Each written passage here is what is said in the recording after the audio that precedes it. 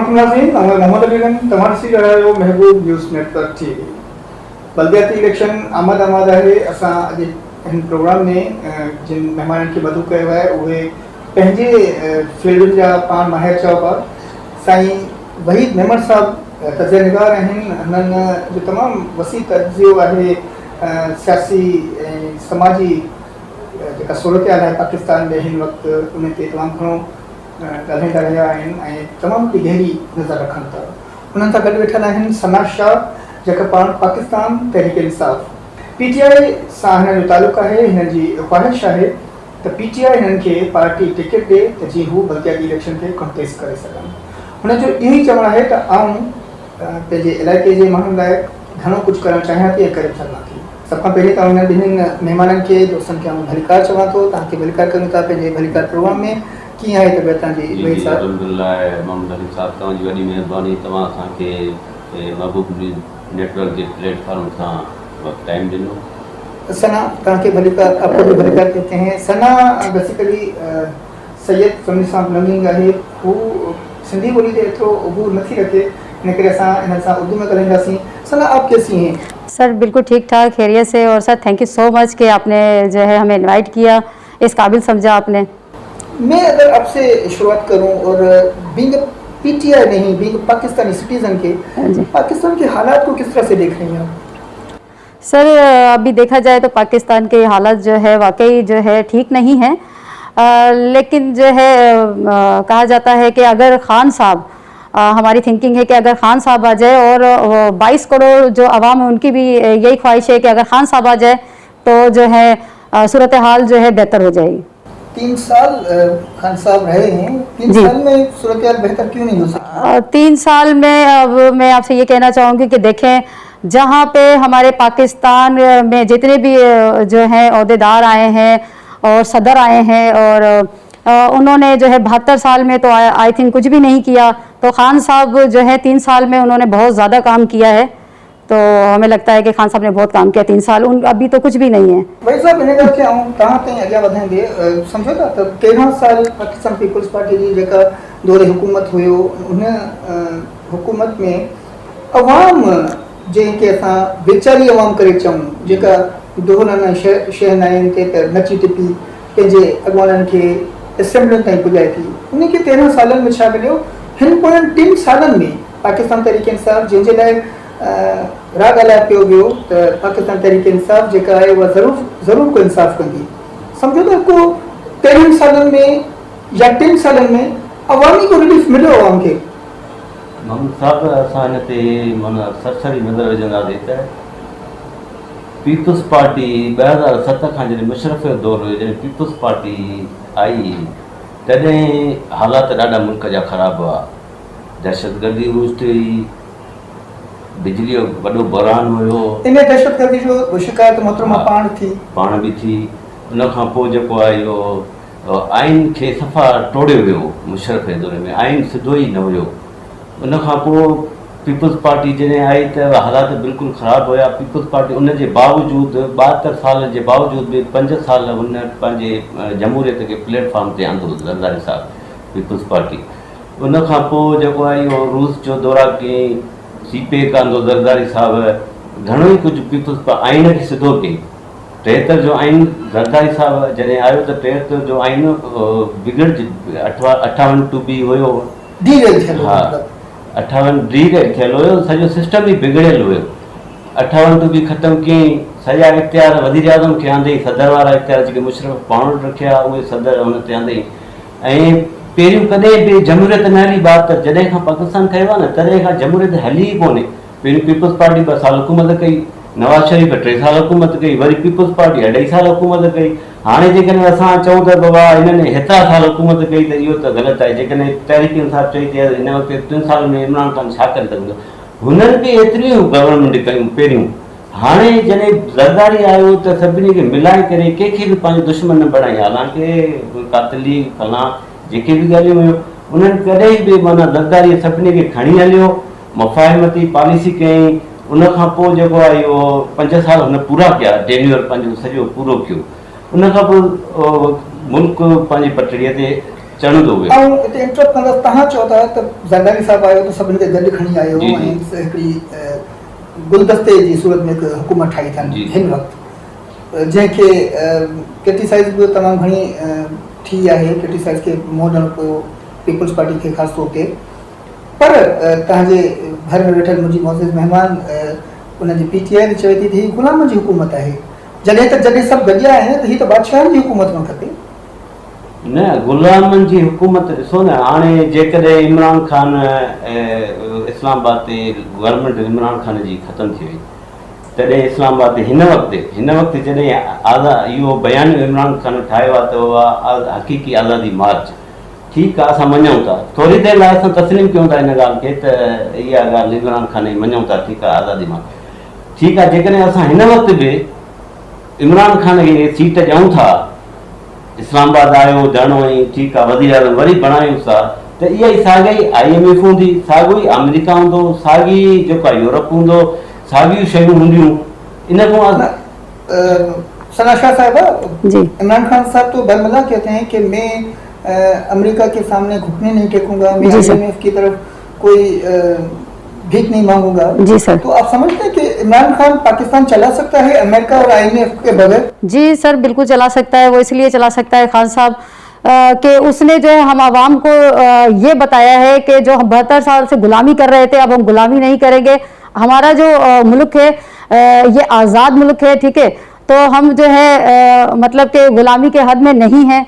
आप इनसे ये पूछें कि जो पीपल्स पार्टी जो है अपने सिंध में इन्होंने क्या काम किया है, मुझे ये बताएं। मैं यहाँ पर थोड़ी सी बात आपको पीछे ले जाऊँ, याद माजी आज़ाद है बड़ा, जी। तो बड़ा ज़्यादा माजी में नहीं ले जा रहा हूँ। इमरान खान साहब जब वज़ारत उज़्मा के लिए आए पाकिस्तान में, उनको वज़ारत उज़्मा, उनको हुकूमत मिली, तब तो उन्होंने बड़े वादे किए थे कि मैं IMF की तरफ नहीं जाऊँगा। जी। पाकिस्तान की तारीख में सबसे ज़्यादा कर्जे लिए इमरान खान ने। तो सर आप ये भी तो देखें ना कि जो 72 साल से जो हमारा पाकिस्तान बिल्कुल कर्जे के नीचे डूब चुका था, जो खान साहब जो है वो 3 साल में खान साहब ने बहुत ज्यादा कंट्रोल किया है। कौन सा कंट्रोल? सर बहुत ज्यादा कंट्रोल किया। अब देखें, अभी हमारी पीपल्स पार्टी की जो हुकूमत है वो जो है अभी इनकी जो हुकूमत है ये अभी जो हमें 2000 जो है वो जो है एहसास प्रोग्राम वालों का दे रहे हैं। खान साहब जो है वो जो है 14,000 दे रहे थे। तो अब ये आप देखें कि इसमें क्या है। एहसास प्रोग्राम की अगर आप बात करेंगे तो एहसास प्रोग्राम तो पीपल्स पार्टी का, जिसका आपने सिर्फ नाम चेंज किया है, वो बेनजीर इनकम सपोर्ट प्रोग्राम है। तो सर वो तो है, लेकिन आप देखें ना कि खान साहब ने क्या किया और पीपल्स पार्टी ने क्या किया। आप यहाँ भी तो देखें ना सर, क्या किया खान साहब ने? सर खान साहब ने बहुत कुछ किया। अभी आप देखें कि अभी पहले तो खान साहब चढ़ गए थे अपनी कुर्सी पे, तो सब कह रहे थे महंगाई है महंगाई है। सर अब भी महंगाई क्यों नहीं कम की है? अभी भी तो महंगाई कम होनी चाहिए ना सर। महंगाई क्यों कम नहीं है सर? पेट्रोल अभी देखें 30 रुपए फी। जी सना शाह साहब, 3 साल में अगर कंट्रोल नहीं हो सकती तो 1 महीने में कंट्रोल हो सकती है? सर मुझे बताएं, पीछे जो भी हुक्मरान थे, जो भी जो लीडर थे, उन्होंने क्या किया पाकिस्तान के लिए? मुझे इतना बताएं आप, उन्होंने क्या किया? साईं वहीद महमूद साहब, पाण ॻाल्हि त अॼु जी कंदासीं। अगरि जे अॼु पाकिस्तान जंहिं कर्ब मां गुज़रे पियो थो, जंहिं तकलीफ़ मां गुज़रे पियो थो, सम्झो था त ही सहरो केॾां वञणु खपे? छा PTI जी हुकूमत जेका पोयां 3 साल हुकूमत रही उन ॾांहुं वञणु खपे, या जेका हींअर गॾियल गुलदस्तो ठही जेके PTI चवे थी ग़ुलामनि जी हुकूमत, या असां तव्हां सां या पाकिस्तान चवे त गॾियल हुकूमत, इन ॾांहुं वञणु खपे? ॾिसो न, जॾहिं नवाज़ शरीफ़ जी हुकूमत आई, वरी पीपल्स पार्टी हुकूमत जो दौरु ख़तमु थियो, वरी नवाज़ शरीफ़ जी जॾहिं हुकूमत आई, तॾहिं दहशतगर्दीअ ते कंट्रोल थियो, रद्दुल फसाद थिया, घणियूं मतिलबु त इम्प्रूवमेंट आई पाकिस्तान में, बिजली जो बहरान ख़तमु थियो। उन खां पोइ जॾहिं खान साहब खे जॾहिं विहारियो वियो त केरु विहारियो? उहो त हाणे जेको आप कहीं साथी सना शाह का पूछना चाहेंगे। सना, कोई बैकडोर से आए हैं इमरान खान साहब, उनको बिठाया गया? सर हम बिठाने वाले तो हम ही हैं सर, और कौन है बिठाने वाला? वोटों से आए हैं? सर वोटों से हैं और अच्छी नीयत से और सच्चे इंसान है। तो जी आज तक जो बैसत वजीर आज़म आए वो बैकडोर से आते रहे, इमरान खान साहब वोटों से आए? नहीं, वोटों से तो आप क्या कहना चाहेंगे? इतने सारे आवाम खान साहब को सपोर्ट कर रही हैं, तो आप क्या समझ रहे हैं कि मतलब कि खान साहब कैसे आए? मतलब इमरान खान साहब जी जी कहना चाहते हैं वोटों से आए? जी जी, वो बैकडोर से नहीं आए? नहीं। जी भाई साहब। RTS सां आयो हुयो ऐं ॾिसो न तव्हां कराची जूं सीटां असां जे अॻियां आहिनि। कराची जूं सीटां अली ज़ैदी, फैसल वाडा, घणेई माण्हू अहिड़ा आहिनि जेके माना काउंसिलर जी सीट बि न खटी सघिया। पहिरें दौरनि में काउंसिलर जी सीट न थी सघिया, उहा उन्हनि MLA जूं सीटियूं खटी आया। इहो असांखे मतिलबु त हिकिड़ो मतलब तव्हां वैसे तज्ज़िया निगाह तव्हां इहा ॻाल्हि करणु चाहियो था, तव्हां चवणु चाहियो पिया त ही इंजीनियर इलेक्शन हुई। जी जी बिल्कुलु बिल्कुलु, इन में को शक शुबो न हुयो, इहे बिल्कुलु इंजीनियर इलेक्शन हुई। उन खां पोइ जॾहिं इमरान खान आयो त पहिरियों साल त हुनखे का पॉलिसियुनि जी ख़बर ई न पई त थिए छा पियो मुल्क में। जॾहिं त बाबा बटाला चए पियो चई मूंखे टीवीअ तां ख़बर पई आहे, मां वज़ीर आज़म आहियां, मूंखे घरों ॿुधायूं त मां वज़ीर आज़म आहियां। त इहे उनखे ॻाल्हि सम्झ में न साल खण त थिए छा पियो मुल्क में।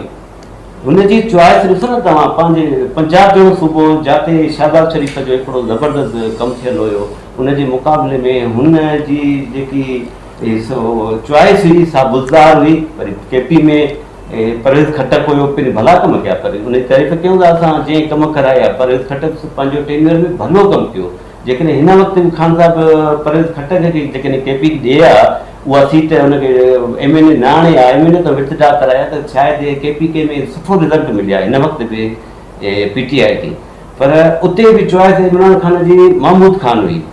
महमूद खान बि हाणे थोरो ॻाल्हाइणु सिखियो आहे माशाल्लाह, थोरो राणा सनाला जे करे, बाक़ी न त बुज़दार राणा सनाला 2 कापी हुया। नाज़रीन, ॾाढी सुठी ॻाल्हि कई आहे असांजे तज्ज़िया निगार त इमरान खान खे जॾहिं वज़ीर आज़म बणायो वञे थो त इमरान खान चए थो मूंखे घणा ख़बर पई आहे त आउं को वज़ीर आज़म थी सघां थो।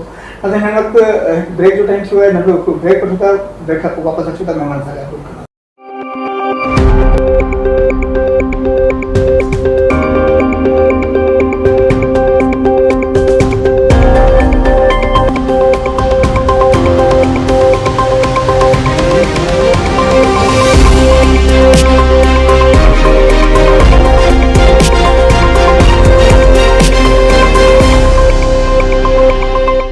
वेलकम बैक नाज़रीन। ब्रेक में वञण खां पहिरीं तज्ज़िया निगार आहिनि वहीद मेमर साहब सां मूं ॻाल्हाइण पे।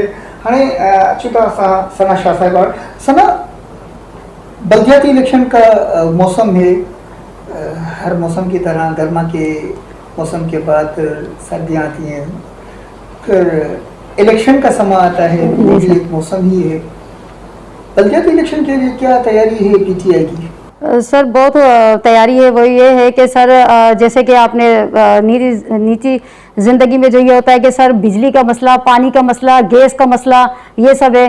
तो हम चाहते हैं कि जो इलेक्शन करवा कर जो है ये सारे मसले जो भी हैं हमारे, तो वो ख़त्म करें। खान साहब का जो है यही है कि जो हमारी परेशानियां हैं उनको दूर करना, आवाम की जो भी परेशानियां हैं ख़त्म करना है। वही सब बल्दियाती इलेक्शन हिकिड़ो अहिड़ो टूल आहे जंहिं टूल सां असांजो हिकु ग़रीब मुतवसित जेको तबिको आहे उन जी रसाई थिए थी। सम्झो था बल्दियाती इलेक्शन जे हवाले सां कंहिं क़िस्म का क़िस्मत का बदिलजी सघे थी असांजे सिंध ऐं सिंध जे अवाम जी? जी जी, बल्दियाती इलेक्शन में ॾिसिजे त हमेशह पाकिस्तान खां पोइ डिक्टेटरशिप में इहो हलियो आहे सिस्टम। जमहूरियत जेकी आहे, माना असांजा जमहूरियत जा जेके पावा आहिनि उन्हनि जे दौर में मतिलबु त न ई रहियो इहो सिस्टम।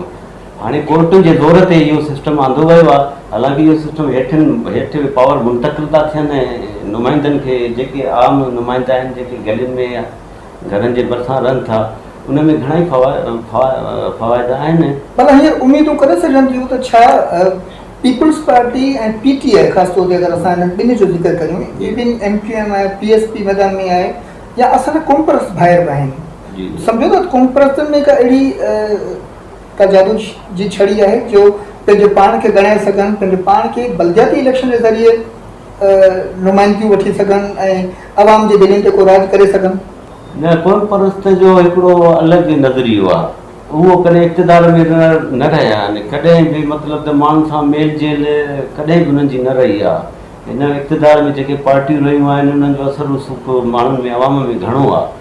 पोइ इहे हमेशह पार्टियूं सदाईं बसि पोइ नारे ताईं महदूद हूंदियूं आहिनि।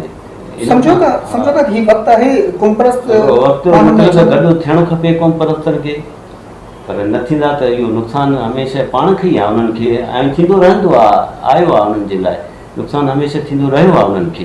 जेकॾहिं इहे गॾियल मामिलो नथा कनि ऐं माण्हू सां उथ वेह ऐं पंहिंजो रवैयो तब्दील नथा कनि त पोइ इन्हनि खे इहो हमेशह नुक़सानु थींदो रहंदो। छा अॼु बि कल गुज़िरियल माज़ी वारी सूरत हाल आहे छा असांजे मुल्क में या ख़ासि तौर ते सिंध में कोमपरस्तनि खे चूंडे या त खंबे गुम कयो पियो वञे या उन्हनि खे मारे पियो छॾियो वञे? मुज़फ़र भुट्टो मिसाल आहे असां वटि, बशीर ख़ान कुरैशी मिसाल आहे असां वटि, या वरी ॿियनि खे पहाड़नि जी तरफ़ धिकियो थो वञे, या अमीर भंगरो ॾिसो अॼु स्क्रीन ते ई न आहे, या हुनखे सियासत जे मैदान में ई उनखे सियासत नथी करणु ॾिनी वञे। बहसियत कोमपरस्त करे सघनि था पंहिंजे अवाम लाइ, पंहिंजे माण्हुनि लाइ। इहो असां सिंध सां वॾो साम्हूं रहियो आहे, बलूचिस्तान ऐं सिंध सां ख़ासि करे। तव्हां ॾिसो पंजाब जे असेंबली में हलिया वञो, तव्हांखे को सिंधी न मिलंदो, न को पठाण मिलंदो। पंजाब जे असेंबली, सिंध जे असेंबली में तव्हां जॾहिं नज़र विझंदव तव्हांखे हर क़ौम मिलंदी।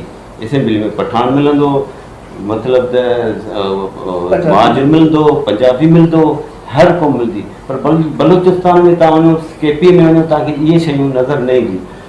सिंध पाकिस्तान खे ठाहियो ॾिसिजे त हक़ीक़त इहा आहे, हिनखे डिनाए नथो करे। सिंध खे कंहिं न ठाहियो, पाकिस्तान सिंध खे न ठाहियो, सिंध पाकिस्तान खे ठाहियो। पोइ असां सां इहे नाजाइज़ियूं आहिनि, इहा त हक़ीक़त आहे, इनखे असां डिनाए नथा करे सघूं। समझते हैं कि अगर पीपल्स पार्टी और PTI को अवामी तौर पे अगर वो पजीराई या वो हमारे सिंध में कहते हैं मोट, वो उनको ड्यू ऑनर ना मिले इन इलेक्शनों में, खासतौर पे बल्दियाती इलेक्शन की हम बात करें, तो समझते हैं कि कोमपरस्त आगे आ सकते हैं? जी सर, अभी ये टाइम नहीं है कि कौम परस्ती करने का, ये टाइम है कि हमें अपने पाकिस्तान का जो है साथ देने का, क्योंकि जो हमारा पाकिस्तान जो है ना बहुत ज़्यादा जो है ना वो डैमेज हो चुका है। तो हमें चाहिए कि ये कौम परस्ती ना करें, एक दूसरे का साथ दें। और हम समझ रहे हैं कि सर हमें नज़र भी आ रहा है कि क्या सही है और क्या गलत है। हम जानबूझकर कौम परस्ती कर रहे हैं, ये तो ठीक नहीं है। सालों से सियासत के इस मैदान में, इस मंच पर PTI, MQM, PP, PSP, नून लीग, ये रस्साकशी की सूरत शक्ल में है। तो आप समझते हैं कि बल्दियाती इलेक्शन के हमारे से दोबारा लोग आपको चुनेंगे? इंशाअल्लाह सर, ज़रूर चुनेंगे। PTI ने 3 साल में तो कुछ नहीं दिया, अब कुछ देने का इरादा रखती है? बिल्कुल सर, क्योंकि आप देखें सर हमारी आंखों के सामने ही है, खान साहब को इतने मतलब कि लोग सपोर्ट कर रहे हैं। तो ये हमारी आंखें बंद तो नहीं है, हमें नज़र आ रही है कि खान साहब को कितने लोग सपोर्ट कर रहे हैं। क्यों सपोर्ट कर रहे हैं? कोई वो पागल तो नहीं है, समझदार हैं कि खान साहब हमारे लिए कुछ करेंगे, तो जब भी हम सपोर्ट कर रहे हैं खान साहब को। हमें खान साहब में बहुत एक अच्छा लीडर ये है कि अच्छा लीडर नज़र आता है और सच्चा, कि हमारे लिए बहुत कुछ कर सकते हैं। भाई साहब, ही नेचुरल अप्रोच हुजे या असांजी हिकिड़ी सोच चइजे त PTI जे कारकुन खे पंहिंजो लीडर ई ज़रूरु उहो ई हीरो नज़र ईंदो, उहो ई वाह वाह नज़र ईंदो आहे।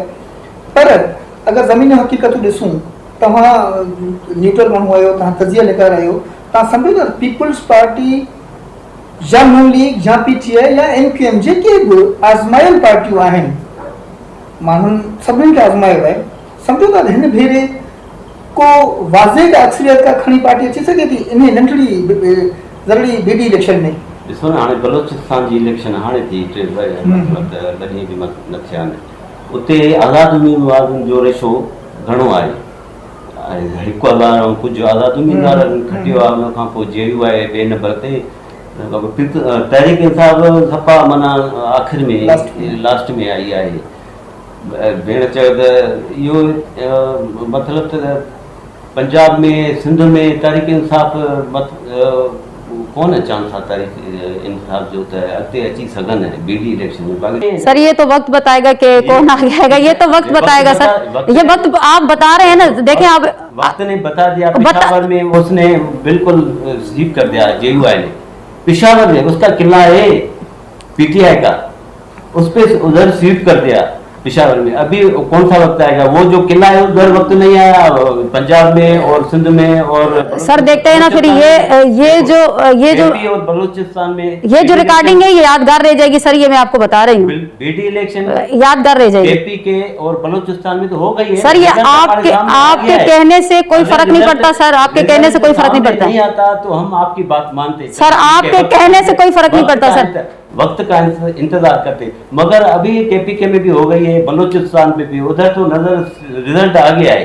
सीधी बात है। अभी बलूचिस्तान और सिंध में तो उसकी है ही नहीं। मतलब हाणे तव्हां ॾिसो न, हाणे तव्हां लॉन्ग मार्च थियो इमरान खान जो, पंजाब बिल्कुलु न निकितो, ठीकु आहे न, पंजाब न निकितो। इन कोई माण्हू किथां आया? किथे पंजाब जा किथे हुया? न कोई किथां जा माण्हू हुआ? 5-6 हज़ार माण्हू हुया। तव्हां सर 5-6 हज़ार मानू, आप ये कैसे साबित कर सकते हैं कि इधर 5-6 हज़ार बंदे थे? आपको नजर नहीं आ रहा सर? आप इतनी आवाम देखने के बावजूद आप अपनी आंखों पे पट्टी बांधे, झूठ की पट्टी नहीं बांधे, सच की पट्टी बांधे। आप झूठ की पट्टी क्यों बांध रहे हैं? मोहम्मद साहब आप एग्री करें ना। सर्वे इदारा हुया उते मौजूद, जेके सर्वे कनि पिया, गाड़ियूं ये टूल तो ही गुजरन पई। इस्लामाबाद में आपने नहीं देखा, टूल तो गाड़ियूं पेशावर कराची में आपने नहीं देखा, ये टूल तो पूरा कराची में 300-400 बंदे, वो 300-400 बंदे। आप मुझे प्रूफ दे दे, 300-400 बंदे थे। आप मुझे प्रूफ दें, आप मुझे प्रूफ दें, आप मुझे प्रूफ दें, आप मुझे रिकॉर्डिंग देख लेना चैनलों की। नाज़रीन, ही ॻाल्हि त तमामु अॻियां वञणु खपे बि। हिते सनाशा आहे, पीटीआई खे सपोर्ट करण में ऐं तजिया नगार आहिनि वहीद मेमन साहब जो जेको तज़ियो आहे हुननि पंहिंजो असां सां शेयर कयो आहे त कराची में 300-400 माण्हू हुआ या हुते के 2-2 हज़ार माण्हू हुया, पर हुन ते सनाशा जो जेको रिएक्ट आहे उहो यकीनन नेचुरल आहे। हू पीटीआई जी सपोर्टर आहे त ज़रूरु पीटीआई सपोर्ट कंदी।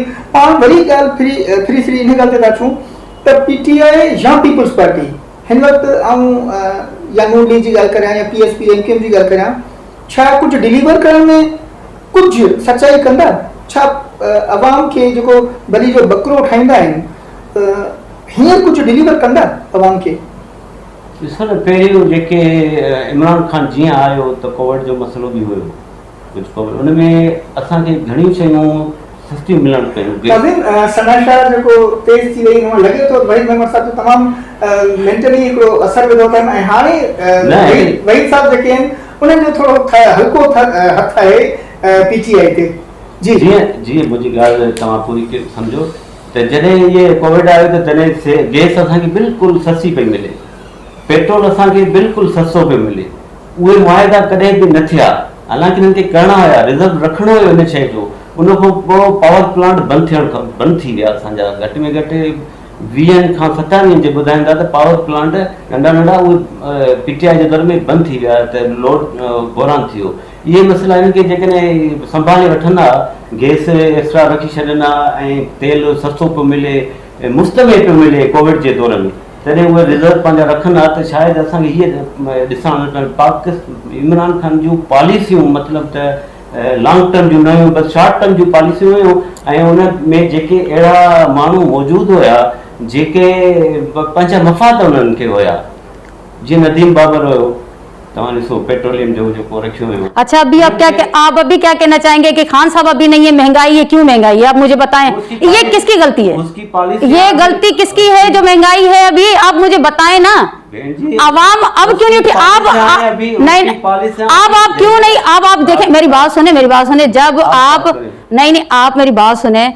अभी खान साहब तो अभी नहीं है, महंगाई क्यों है मुझे ये बताएं। यही तो मैं बात कर रहा हूँ ना। ये क्या बात कर रहे हैं आप? ये बात करें ना कि अवाम के, आप सच के लिए बात करें ना, हक के लिए बात करें। आप ये नहीं बात करें कि पीपल्स पार्टी की हुकूमत या इमरान खान की हुकूमत। आप सच का साथ देना कि आप मुझे पहले बोलने तो दें कि देखें, मेरी बात सुने। अब आप खान साहब को जो है कसूरवार ठहरा रहे, खान साहब ऐसे। अभी मुझे बताएं, खान साहब तो नहीं है, महंगाई क्यों है? आप मेरे साथ चले, आपको भी पता है, आपको भी पता है। मैंने नहीं कहा, मैंने उसकी पॉलिसी पे बात की तो की है ना, वो हमारे खान साहब पे उंगली उठ रही है ना। आप ये समझिए, जो उसके सीट पे होगा वज़ीर आज़म पे, उस पे ही आएगा। अभी आप क्या कह सकते हैं जो इतनी महंगाई हुई पेट्रोल पे? और ये देखो ना, उसकी पॉलिसियां जो गलत थी, IMF से मुआहिदा किसने किया? उन में इंटरप्ट करियां त जी तव्हां चओ था खान साहब जूं पॉलिसियुनि जो असां ख़मियाज़ो पिया भोॻियूं, त छा हिन वक़्तु जेका ही गॾियल हुकूमत आहे इहा ख़ान साहब वारी पॉलिसियुनि खे ई वधाईंदी पई अचे, या हींअर तव्हां छा चवंदो त एतिरी तव्हां ज़रूरत कंदो त हीअ जेका हुकूमत आहे इन जूं पॉलिसियूं ख़राबु आहिनि? न ॾिसो न, IMF में हाणे जेके मुफ्ता इस्माइल उते पहुतो आहे, डील हले थी IMF सां गॾु, त उहे जेके पहिरियां मुआइदा हुया IMF त नओं मुआइदा न कंदी, साॻी मुआइदनि ते हलंदी न। इंटरनेशनल मुआइदा हूंदा आहिनि, इंटरनेशनल मुआइदा चेंज न थींदा। मुल्क आहे, हा, पाकिस्तान मुल्क आहे भाई साहब, पाकिस्तान हिकिड़ो मुल्क आहे, उनजी सॼी जोड़ जक सॼी सियासत बदिली आहे, सिनेरो बदिलियो आहे। हाणे हुकूमत ॿी आई आहे त हुनखे पॉलिसी सॉरी जेका एग्रीमेंट आहे उहा बि चेंज करणु खपे न। थींदी, पार्लियामेंट कमज़ोर थी वई 3.5 सालनि में। तव्हां नज़र विझो पार्लियामेंट ते, पार्लियामेंट 3 साल में पार्लियामेंट अभी कमजोर हो गई है। 3 साल से पहले क्या किया था? 3 साल से पहले क्या किया? पाकिस्तान को किसने बनाया, मुझे ये बताएं। अभी तक किसने बनाया? नवाज शरीफ ने ये बनाया, नवाज शरीफ ने ये बनाया, सारे पैसे खा के करप्ट करके वो बाहर चला गया, बाहर चला गया। 3 साल पहले आटा कितने किलो था? 3 साल पहले आपकी यूरिया कितनी थी? 3 साल पहले आपके पेट्रोल कहां तक पहुंचा था?